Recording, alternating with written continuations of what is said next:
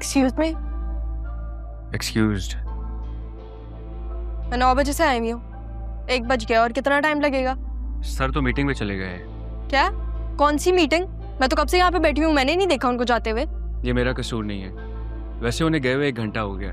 हाँ तो ये मेरा भी कसूर नहीं है, मुझे किसने बताना है? और फिर आप लोगों ने मुझे बुलाया क्यों था अगर उन्होंने जाना है तो? आप अपनी फाइल्स दे दें और कल आ जाइएगा। अरे कौन सी फाइल्स? आप लोगों ने यहाँ पे मुझे इंक्वायरी के लिए बुलाया है। बिना फाइल्स के कैसे काम होगा मैम आपका? आप कैसे सर से बात करेंगी? कल आप अपनी फाइल्स के साथ आ जाएं। और वैसे भी आपको ना सारी डिटेल्स ईमेल कर दी गई थी। जी थैंक यू।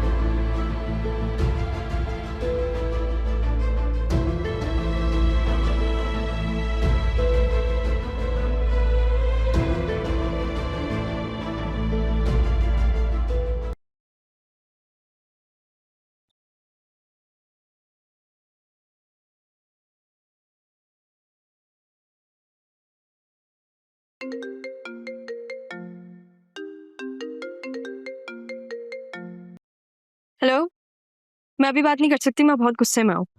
अरे अरे रुको, रिलैक्स, क्या हो गया? रोज असिस्टेंट कमिश्नर, रोज आती हूँ मैं यहाँ पे कमिश्नर ऑफिस, ठीक है, वो रोज मुझे इग्नोर करके चला जाता है। तो सबसे पहले रिलैक्स हो। कौन तंग कर रहा है तुम्हें? वही असिस्टेंट कमिश्नर यार, मैं तंग आ गई हूँ, पता है, रोज इतना इंतजार करना पड़ता है मुझे।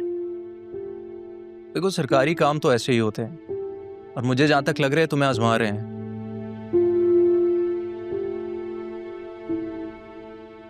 अच्छा, सब छोड़ो, take a deep breath and relax. देखो, कॉन्फिडेंट रहोगी तो तुम रियलाइज करोगी कि बिजनेस में कैसे प्रॉब्लम्स आ सकते हैं। इस चीज को तुम ऐसे समझ लो जैसे तुम्हारा कोई लर्निंग प्रोसेस चल रहा है। मैंने लॉयर से बात कर ली है, वो सब देख लेगा। फिलहाल तुम वापस ऑफिस जाओ और उनको कॉल करो कि वो आए। मैं समझ गई, थैंक यू। उनसे बात करके थोड़ा रिलैक्स हो गया ना। कहो तो आ जाऊं?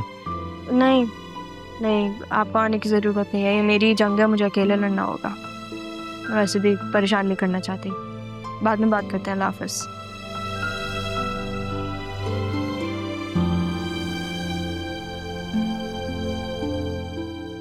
Excuse me ma'am.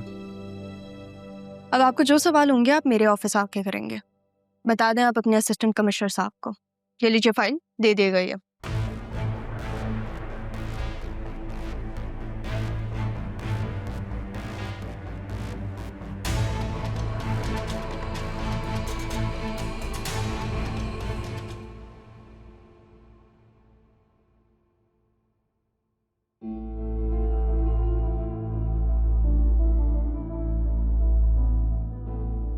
तो आप चाहती हैं कि कानून खुद आपके ऑफिस में आकर आपसे सवाल करे? मैं चाहती हूँ जहाँ सच हो कानून भी वही हो।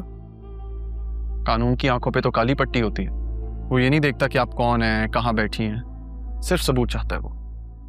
सबूत तो मैंने भी मांगा था। आपको सबूत चाहिए तो आप कानूनी कार्रवाई करवाएं, कोई नहीं रोकेगा। फिलहाल मैं अपनी कार्रवाई करने हूँ, बुलाएं अपने उस वकील को जो आपको पट्टियां पढ़ा रहे। मेरे वकील से आपका क्या लेना देना? आपको जो सवाल करना है आप मुझसे कर सकते हैं।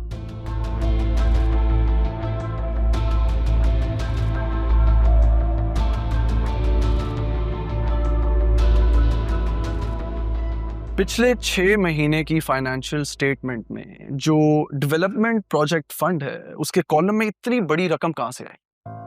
ज़मीन लेने के लिए एडवांस पेमेंट ज़रूरी थी, वरना वो ज़मीन हाथ से निकल जाती। अगर आपको रियल एस्टेट के बारे में थोड़ा भी पता हो तो रियल एस्टेट पूरा मौके का गेम है। और ये जो लोकेशन में न्यू शिफ्ट आया है, इसकी ज़ाब्ता नोटिफिकेशन? क्लॉज 7 अप्रूवल आपके ऑफिस से ही आया था। अगली बार जब मैं बुलाऊं ना तो मेरे ऑफिस आना होगा। तैयारी अच्छी की है, मानना पड़ेगा, लेकिन कल मैं और सवाल लेके आऊंगा, बी रेडी।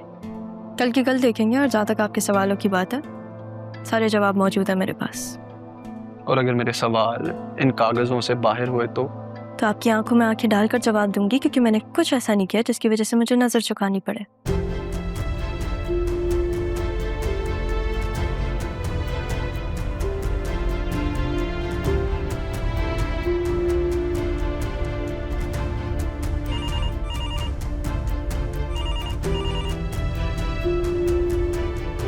जी जमील साहब।